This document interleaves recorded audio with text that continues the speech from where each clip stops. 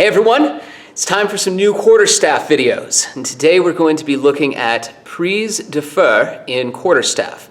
Now, prise de feu is a French term, and it means to seize the iron or to take the metal.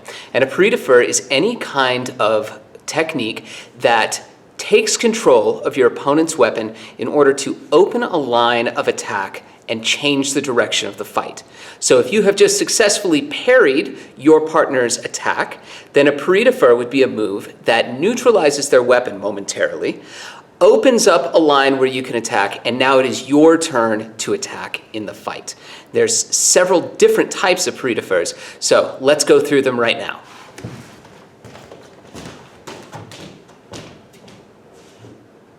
Let's start with short form.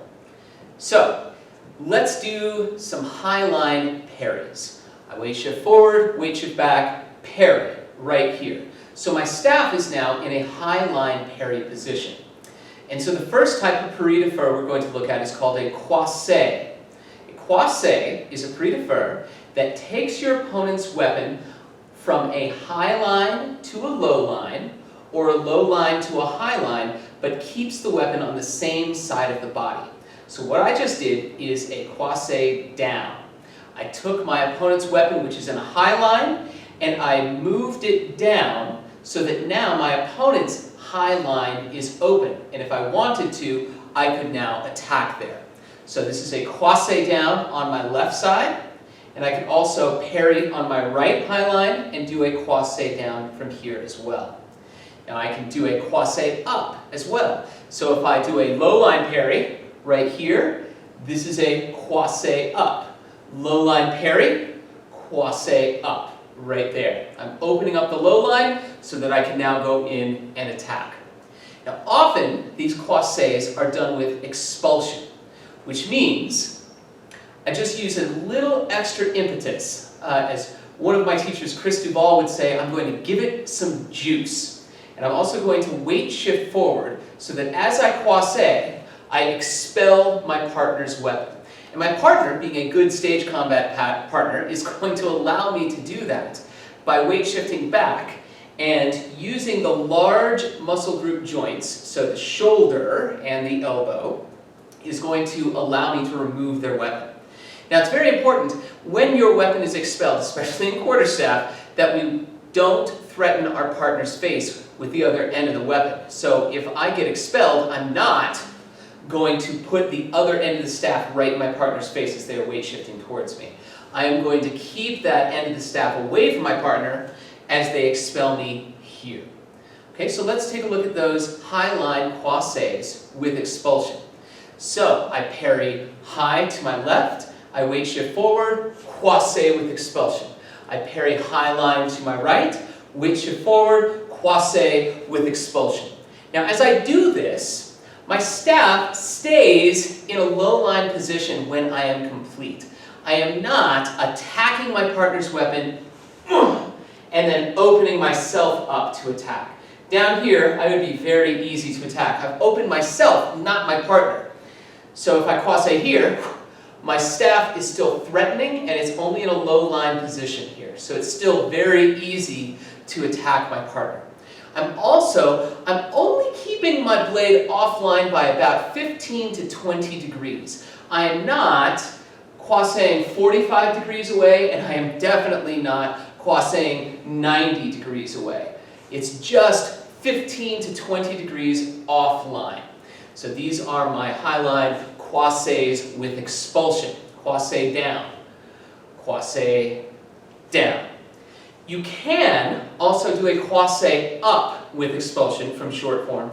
However, it's very dangerous. You end up with the risk of flipping not only your weapon, but also your partner's weapon into their face. And so this is not a very common movement, especially for beginning level actor combatants.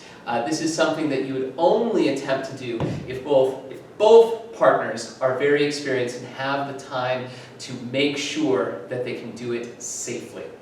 So, but if you want to take a look at it, this is what it would look like. Right there, I'm moving my staff offline and I'm only bringing it up to a high line position. And croisé up, right there. Make sure if you're going to do a croisé with expulsion, you are adding a weight shift to it. Okay, so those are croisés. Now also, we have binds. A bind moves your opponent's weapon either from a high line to a low line or a low line to a high line, but also changes the weapon over onto the other side of the body. Now, the reason that somebody might do this in a real fight is not that they're just opening a line, but rather they are controlling their partner's weapon and attempting to attack. However, the partner, sensing that attack, removes the target, and so the person initiating the pari de fer, the bind, is now going to keep controlling the weapon and move it over to the other side. I'll show you what I mean. So let's start with a bind over in short form. So, if I weight shift forward, I weight shift back, I parry low. Now, at this point, my partner's right hip is probably forward. We're standing in puzzle piece position, so my right foot is forward, their right foot is forward. So what I'm going to attempt to do is I'm going to attempt to thrust my staff right here into their upper thigh, bottom of their right hip. That is a very easy target for me to get to while controlling their weapon. Now notice that I'm not weight shifting forward here. So as I initiate the bind, it's just the weapon that is moving. My body is staying still back here. I am still weight shifted back.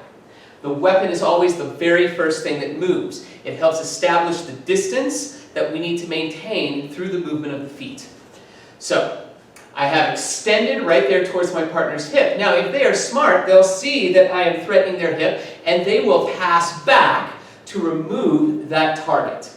So, as they do that, I am now going to pass forward with them. And since I see that I no longer have access to that target very easily, I am going to continue controlling their weapon and bring it up over their head, and with one more passing step, I'm going to expel it onto their other side, ending my movement in a high line right here.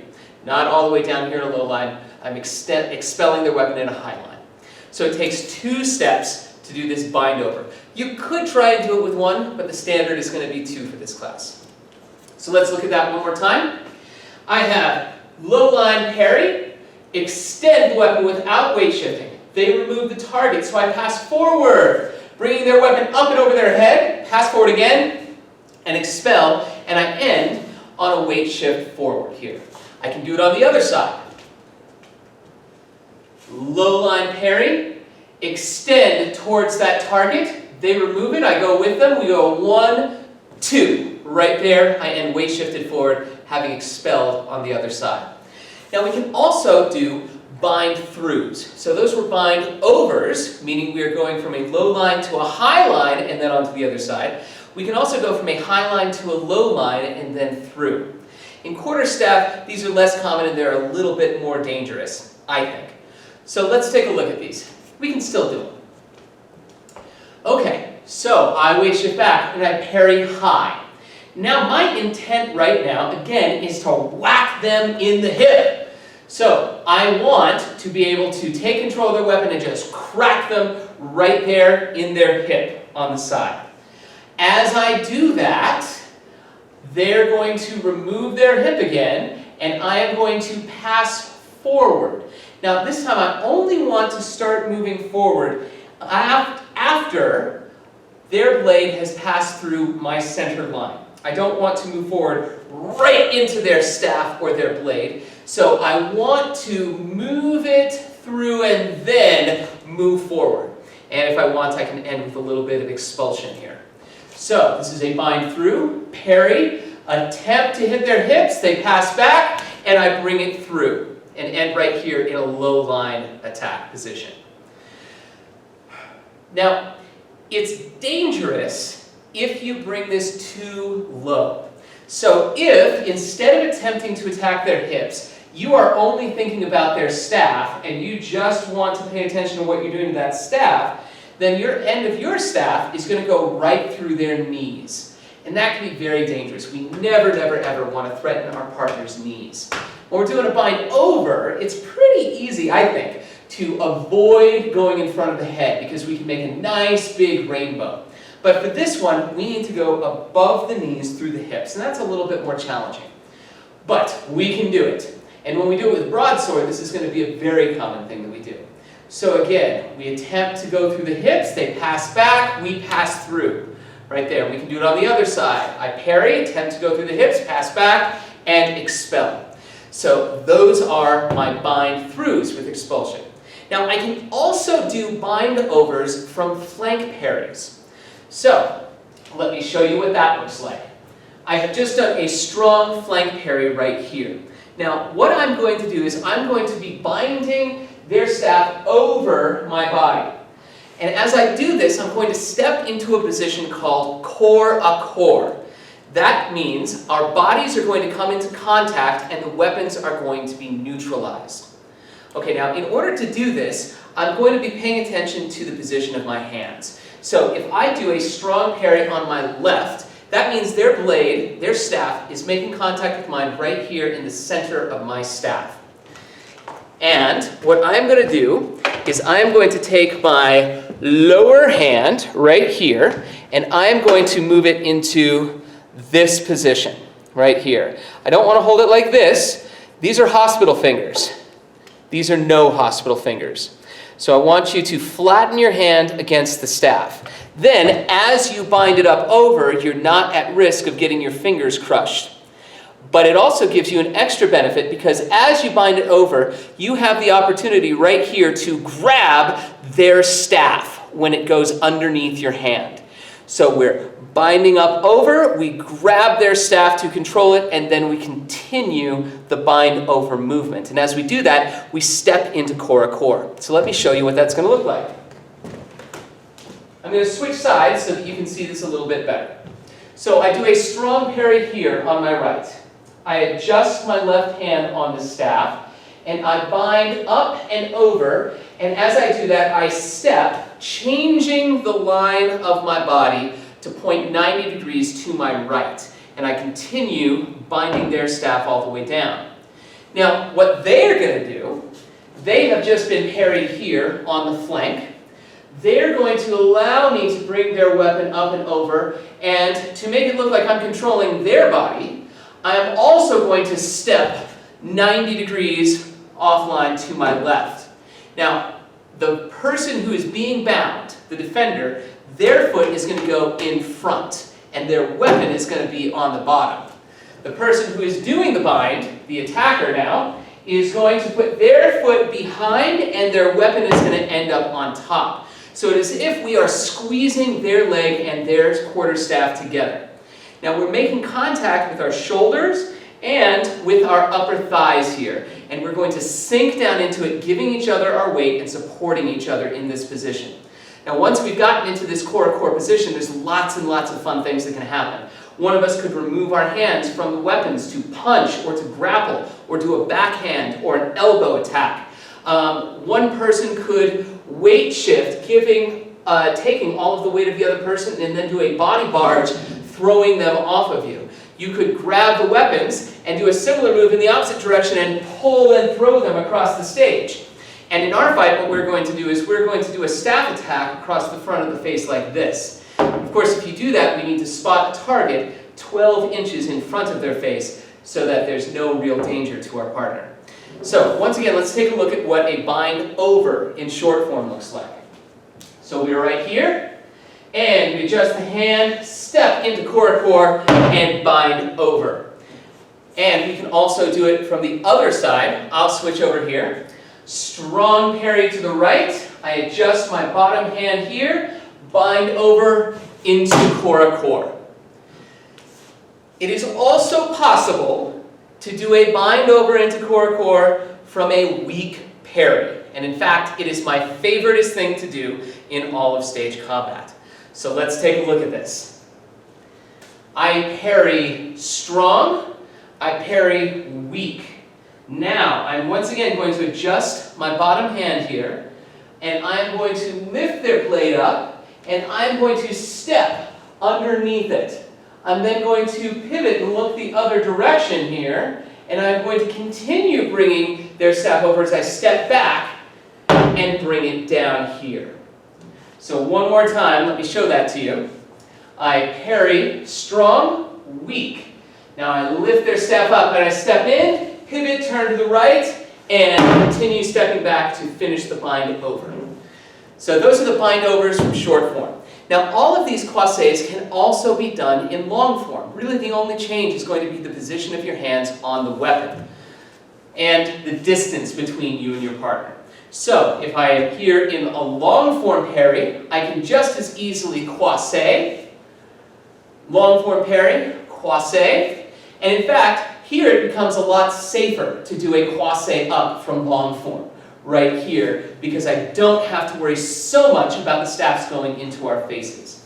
We can also do bind overs and bind throughs from long form. So bind through, here we go, passing forward, and bind through, passing forward, and we can do bind overs, bind over, and bind over. And we could even do the same bind overs into core from long form, but you might have to make those steps considerably bigger to close the distance between the two of you to get into the core position. So for your assignment, what I would like you to do is I would like you to choose 3 of these pre-defers, and I would like you to film yourself showing them to me. You need to name exactly which pre-defer is which before you do it. So for instance, I could say, I am going to do a high to low or a croisé down in short form with expulsion. So here's a croisé down with expulsion. Boom. Then you might say, I am going to do a bind over from long form. Or I'm going to do a bind over into core from short form. And then you would show those to me.